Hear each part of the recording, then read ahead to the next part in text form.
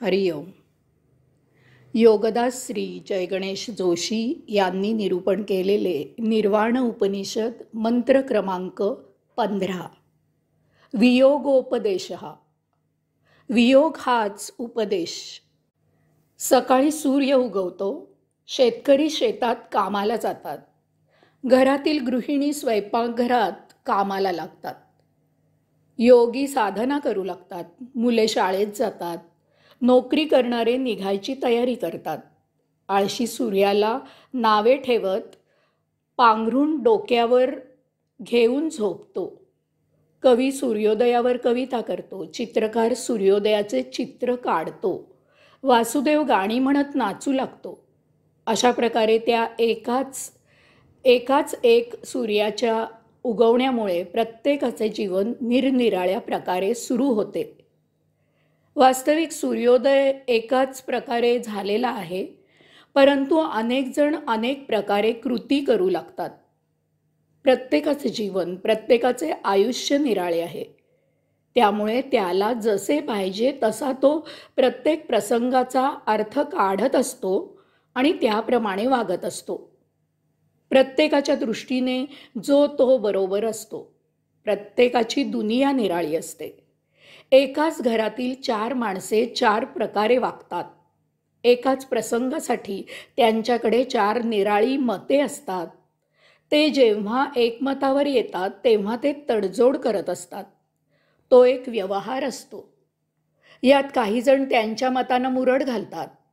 म्हणूनच संसार भासमान आहे असे म्हटले जाते. प्रत्येकाचे जीवन भासमान असते.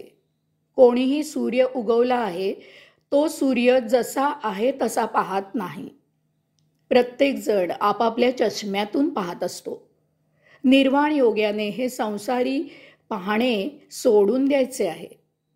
त्याने या संसारी भावनांना बांध घालायचा आहे. संसारी भावनांचा वियोग करून सूर्योदयाचे केवळ सत्य दर्शन घ्यायचे आहे. त्याच्यासाठी संयोग सोडून बाकी गोष्टींचा वियोग साधायचा आहे. योग्याने संसाराचा त्याग करायचा म्हणजे संसारापासून पळून दूर निघून जायचे नाही. त्याने हे भासमान जीवन जगायचे नाही. कसल्याही कल्पना करून जगायचे नाही. पूर्ण वास्तव आणि सत्य जीवन स्वीकारून त्याप्रमाणे आचरण करायचे आहे. परमात्म्याशिवाय इतर कोणत्याही गोष्टीशी योग संयोग जुळवून घ्यायचा नाही. एवढेच नव्हे तर इतर सर्व गोष्टींशी वियोग साध्य करायचा आहे. अलिप्त असायचे आहे. यालाच येथे वियोग हा उपदेश असे म्हटले आहे. आता पुढचा मंत्र मी वाचतेय. मंत्र क्रमांक 16. दीक्षा संतोष पावनम च. दीक्षा संतोष आहे आणि पावनही आहे. संतोष. दीक्षा संतोष देणारी आहे. निर्वाण योग्याला दीक्षा दिली आहे की त्याने परमात्मा प्राप्त करायचा आहे. मानवी जीवनात हेच एकमेव उद्दिष्ट आहे. तेच संतोष देणारे आहे. बाकी गोष्टी कधीही कोणाला संतोष देत नाहीत. आपल्याला दुसरा नेहमी संतोषी आहे असे वाटते. त्याच्याकडे असलेले आपल्याकडे आले की आपणही संतोषी होऊ असे वाटते. परंतु आपण कधी अशी चौकशी केलेली नसते की तो दुसरा संतोषी आहे का? त्याचे उत्तर नाही असेच असते.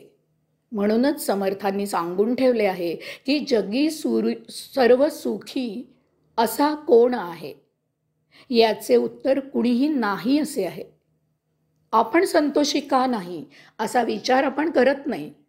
आपल्या संतोषी नसण्याचे कारण निवारण झाल्यावर आपण संतोषी होऊ का असा विचार आपण करत नाही. तसा विचार केल्यावर आपल्या लक्षात येईल की आपण भौतिक वस्तू जगताने कधीही संतोषी होणार नाही. भौतिक वस्तू जगताच्या अतीत पलीकडे आपण अध्यात्मात रममाण झालो तरच संतोषी होऊ शकतो.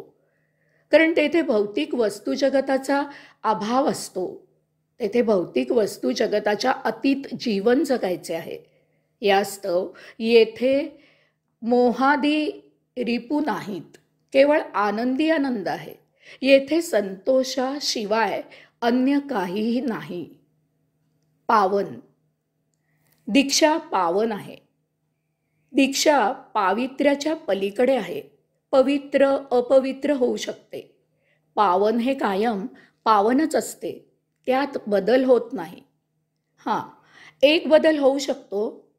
पावनाच्या सन्निध कोणी आल्यास तो पावन होतो. पावनाच्या सन्निध कोणी अपवित्र आल्यास तो अपवित्र पावन होतो. परिसाच्या सन्निध लोखंड आले तर परीस बदलत नाही, ते लोखंड बदलते आणि त्याचे सोने होते.